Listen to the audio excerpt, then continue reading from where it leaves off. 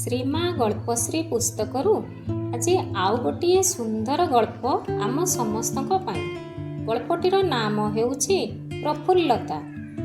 ଏକ ବୃଷ୍ଟି ପ୍ରଧାନ ଦେଶର ଗୋଟିଏ ବିରାଟ ସହର।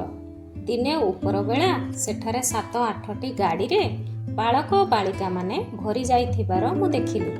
ସେମାନଙ୍କୁ ଗ୍ରାମାଞ୍ଚଳର ଖୋଲା ଘାସ ପଡ଼ିଆରେ ଖେଳାବୁଲା କରିବାକୁ ସକାଳ ବେଳା ନିଆଯାଇଥିଲା।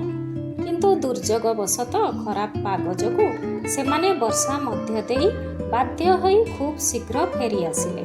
ଏହା ସତ୍ତ୍ୱେ ସେମାନେ ଗୀତ ଗାଉଥିଲେ, ହସୁଥିଲେ ଏବଂ ପଥ ମଧ୍ୟରେ ପଥିକମାନଙ୍କୁ ଆନନ୍ଦରେ ଅଭିବାଦନ ଜଣାଉଥିଲେ। ଏହି ଅପ୍ରୀତିକର ବର୍ଷା ପାଗରେ ମଧ୍ୟ ସେମାନେ ପ୍ରଫୁଲ୍ଲତାକୁ ବଜାୟ ରଖିଥିଲେ। ସେମାନଙ୍କ ଦଳରୁ ଯଦି କେହି ଜଣେ ବିମର୍ଷ ଦେଖାଯାଉଥିଲା, ତେବେ ଅନ୍ୟମାନେ ଗୀତ ଗାଇ ତାକୁ ଉତ୍ସାହିତ କରୁଥିଲେ। ବାଳକ ବାଳିକାମାନଙ୍କର ଏହି ହାସ୍ୟରୋଳ ଶୁଣି କାର୍ଯ୍ୟତତ୍ପର ପଥିକମାନେ ସତେ ଯେପରି ଅନୁଭବ କରୁଥିଲେ ଯେ ସେହି ମୁହୂର୍ତ୍ତରେ ଆକାଶର ମେଘଚ୍ଛନ୍ନତା କିଞ୍ଚିତ୍ ଦୂର ହୋଇ ଯାଉଥିଲା। ଧନ୍ୟବାଦ।